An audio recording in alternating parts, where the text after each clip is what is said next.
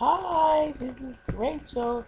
I'm coming in. I want to just chat with y'all guys. I've been up ever since um I know 3:31 I think. Couldn't sleep. Haven't been able to sleep a couple weeks, but I just want to chat. Something I hadn't talked about um yet, and I don't know. I feel like I should. Y'all were praying with me and all that kind of good stuff, and then I stopped talking, and I really hadn't said a lot about it to y'all guys. But I don't know. This is one of those videos where it's what it is, and y'all know I don't edit, so I'm random talker. Don't know how my lighting is, because I'm on the other side of my room and not over there by my bathroom. The lighting is a lot better over there, lot better. But anyway, um, I don't know. I'm feeling some kind of way this morning, and it's 6:48 where I'm at, so I've been at like 3:31. I actually thought it was later when I did first get up. Anyway, I just want to come to y'all and talk about Baby Angel. You know, guys, a lot of people tell you, um, just get over it. She's gone and she's in heaven. And get over it. You know, just get over it. I mean, she is in heaven, and you know, I've been getting a lot of that. She's in heaven, and I do know she's in heaven. I really do know it, guys. But it does not take away from the pain. It really doesn't. It doesn't. I mean, I used to get a phone call almost every single day from my daughter, or every other day. Depending on the situation, how she's feeling, or how Baby Angel's feeling, and what's happening back home. Because a lot of you, I don't think y'all knew it, but my daughter does not live here in Charlotte, where I am. She lives back home, 5 hours away. So I didn't get to hold her as much as often as I wanted to, or feed her. But I talk to them every day. Whenever I went home, I spent every split moment with them. Yeah, guys, and you know, I was there in spirit, and I was there on the phone. Excuse me, guys, and I miss those phone calls. Her gabbing in the phone, and my daughter telling her who I am, and Baby Miracle talking to her, telling her who I am, and I don't know. I miss those phone calls. Um, I miss her voice, the laugh. Guys, I miss it all, and I know it's normal. And I don't know. I just wanted to come here with y'all and just talk to y'all about it. That it's been hard these last few months. It's been one of the hardest things that I have had to accept in life. Besides me getting diagnosed with cancer. I think my son leaving home early at 17 and a half years old. Things like I had my daughter, Baby Angel Mother, when I was 16, and my mama basically was mommy. I did my thing because she named me too, and I wanted to, but at the end of the day, I was in my mama's house. I raised her in my mama's house, and that to her was mommy, because she's always been my mama's girl, and that's okay. You know, that's fine. That's what happens sometimes. And so when I left home, she stayed with my mama, and this has and she's had her rough places in life, becoming a young woman, and the whole deal about me leaving home. And I've always been in there, like, I know I've listened to so many different stories in this last year, mamas against daughters and fighting, and see all kind of crazy things on the news. That's one thing, regardless of how what her opinion was about me and what we went through. Excuse me, I've never ever gotten in a place where we argued or we had a disagreement, and that was in South Africa. I was really sure that our conversation was clear, even though she didn't always agree, that it was always done in love in some form or fashion. And I thank God for that wisdom to do that. That door always stay open. And if she need me, I'm there. As well as my son, excuse me. And mm, this is taking us to another level of closeness. Um, I'm hurting for my daughter to see her on a weekly basis, to be going through what she's going through at her so young age, not even 25 years old, and having a 5-year old and she's struggling to get with her.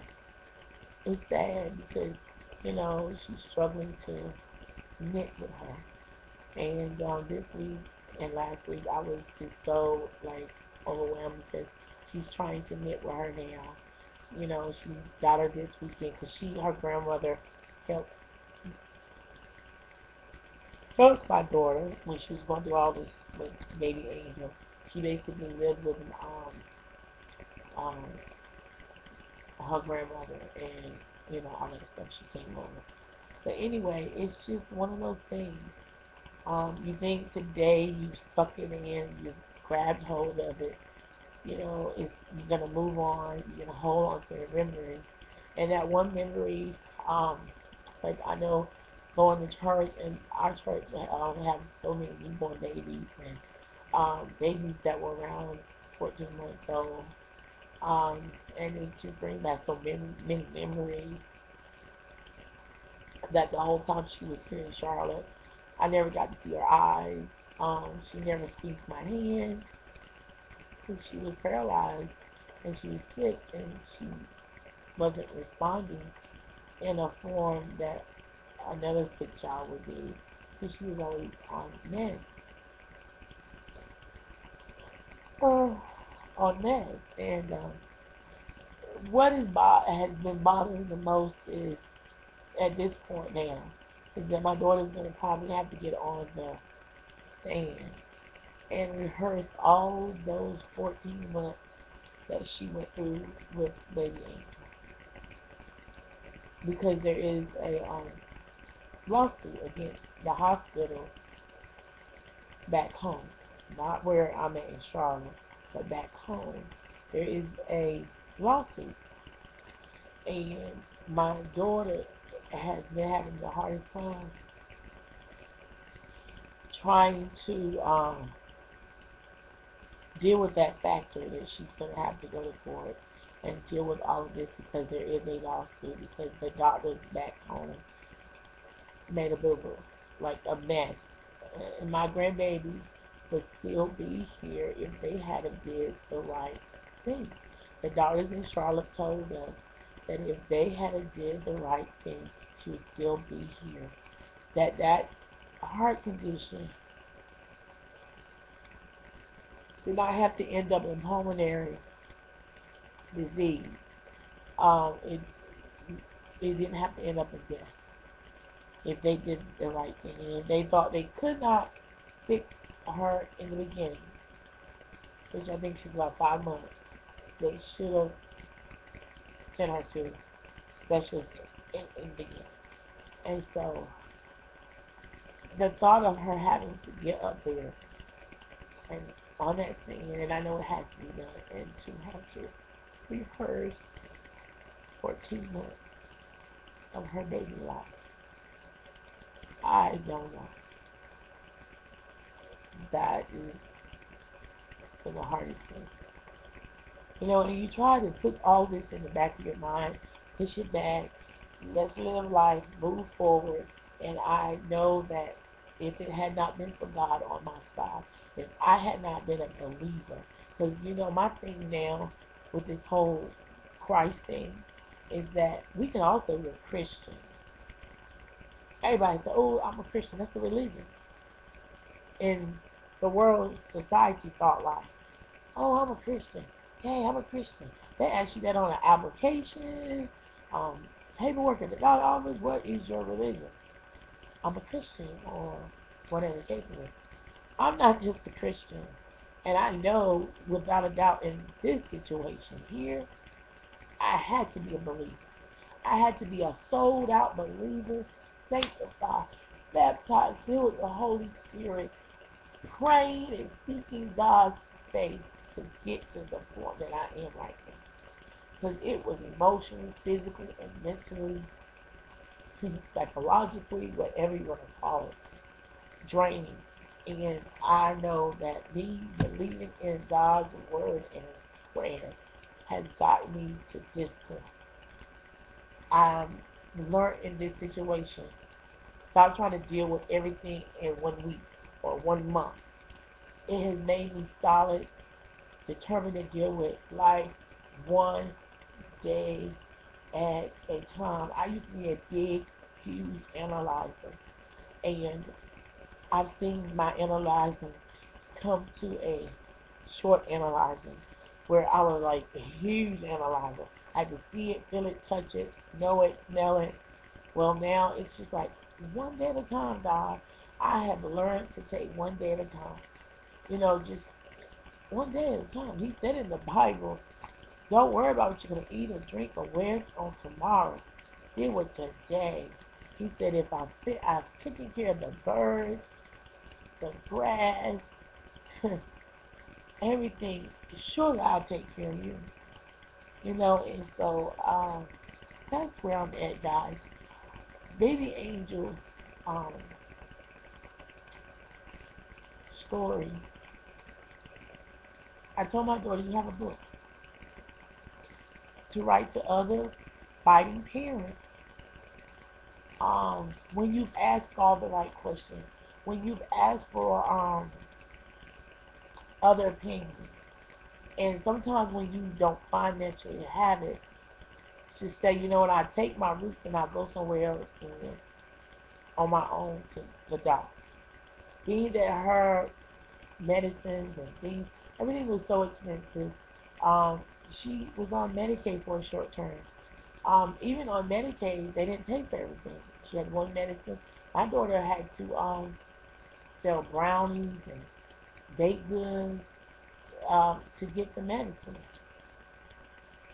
So that particular medicine, because she was out of work for almost 2 years dealing with it.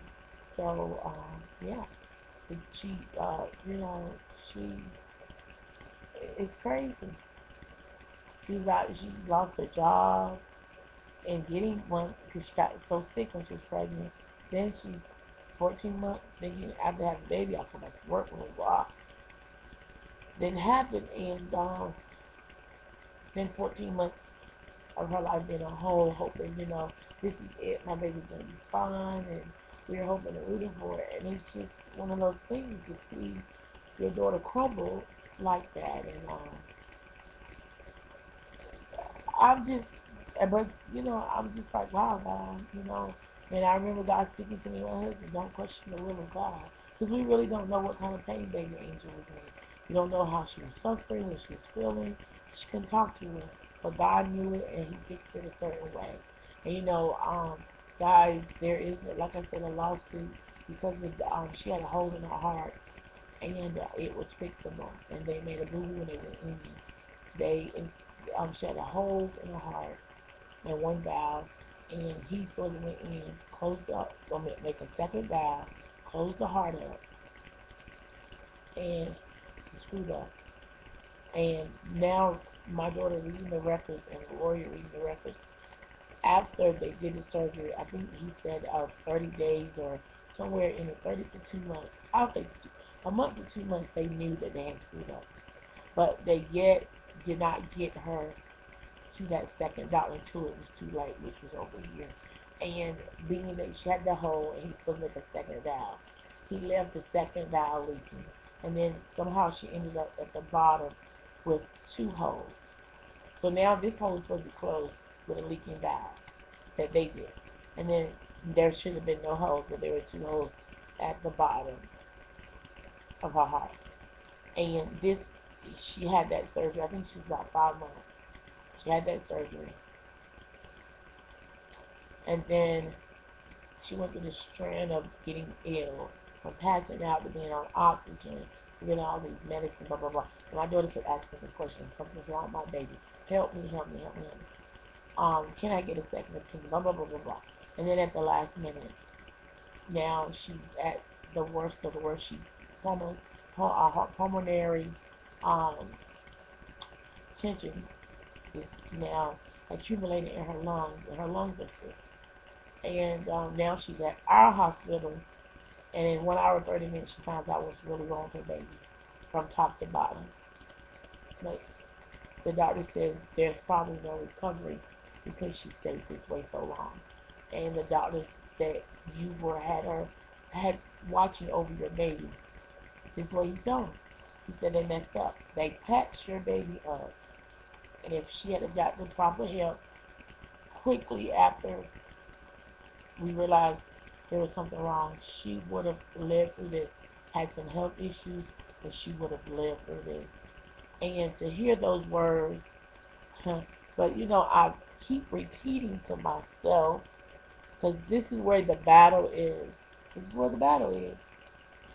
And I'm reading a book, a daily devotion. I didn't read it last night, a couple of days. I'm reading a daily devotion, Battlefield of the Mind. It's a really, I showed it in another video where I was telling you what I was doing. But anyway, this year in my devotion. But Battlefield of the Mind is a devotion. It is a book, too. I read the book years ago when I was going through cancer and divorce. But anyway, the Battlefield of the Mind book, and I'm planning on getting that book and rereading it. But in the time being, I have a daily devotion, and it has devotions and scriptures in there every single day. And I've been reading that and reading the scriptures and meditating on it and things of that nature. And I'm waiting on, I have another devotion that was inspired by um, Reese Richardson here on YT. She was on in starting your day right. Well, there also is a second book to that, ending your day right. So I'm starting my day right, ending my day right. Excuse me, Joyce Myers as well, and I'm going to actually be doing it with a friend that's going through a whole lot of crazy stuff in her life. The devil has attacked her family and her life, and I just want to help her be encouraged while I'm getting encouraged through the Word of God and this devotional. So I'm going to be doing that every morning on the way to work while she's going on the way to work. And when she's coming home, you know, and getting settled, then we'll do it in the day. I think I probably will read during the morning because she's on the way to work, and she'll do night because she's getting settled. But I just wanted to come and just chat with y'all guys about that. I'm just feeling some kind of way. It took a lot out of me to just see this and talk about baby Angel. I know it's getting better day by day. Some days I just wonder my daughter, I think that she's gonna fall off the cliff, and then there's other days she's like, Mom, I can do this. And then there's other days, no, no, just guys. I worry about her because those bad days are really bad. And I know everybody grieves differently. I grieve differently. She's grieving differently, of course, it's her child. But guys, just keep my daughter in prayer. As y'all have already done. I thank you, Richard Richardson, for reaching out to me and praying for me. I thank you all for every prayer you prayed and every kind word you've said to me. I thank you for hanging out with me on my channel. I'm going to try my best to get back to doing what I'm doing with these videos. I have a lot of things that God has been ministering to me about. I do know there is one thing that He was ministering to me before this happened. Not knowing that I was going to go through this, so that'll be interesting to share with y'all because I got this before I went through this, and I hadn't really truly meditated on it. I got it, wrote it down, and put some scriptures with it, and I can't find it. And then I'm probably going to come back with the show and tell. I've been because I'm not one of those people that like to get on watch and show everything that I the Lord blessed me with. I'm just not one of those kind of people. Like, I love to do hauls though, but like different situations for different factors. I don't like to, you know, put everything out there that you get blessed with. You know, people. Um, I love to watch hauls and I love to do hauls, but other certain things, yeah. But so, yeah, guys, I just wanted to come in and chat. Like I said, cooking videos are definitely something I'm going to be doing more of because I am living, I'm eating to live. Um, I'm eating healthy to live. So yeah, I think that's it. Um, my channel is random things. I don't sit just to make up just a wig. So yeah, guys. I don't know. I just wanted to say that. See y'all guys later. I love y'all guys. Continue to pray for me and my family, and I'll do the same for y'all guys.